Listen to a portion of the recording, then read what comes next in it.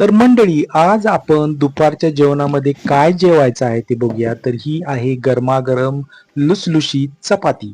तर आपण चपाती घेतलेली आहे ताटाला. तर आज पुढं काय काय आहे ते बघूया.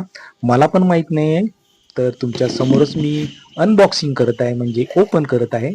आणि ही आहे मिश्र डाळीची आमटी.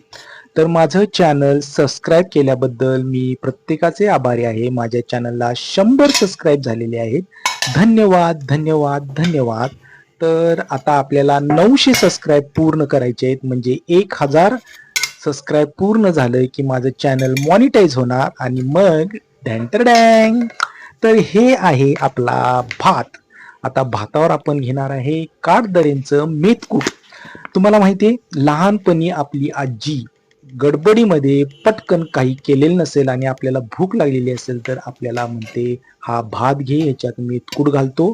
मेथकूट घालते आणि मस्त वर तुपाची धार सोडते आणि म्हणते, हे घे भाड्या, खा.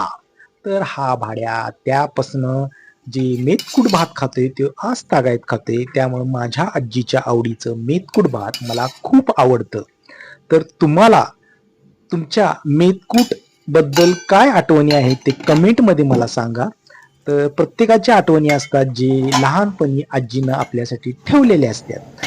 तर बघूया तिसरा पदार्थ काय आहे. तर हे, चला लवकर उघडा. तर ही आहे अंड्याची भुर्जी. ह्याला अंड्याची कोशिंबीर पण म्हणतात आणि भुर्जी पण म्हणतात.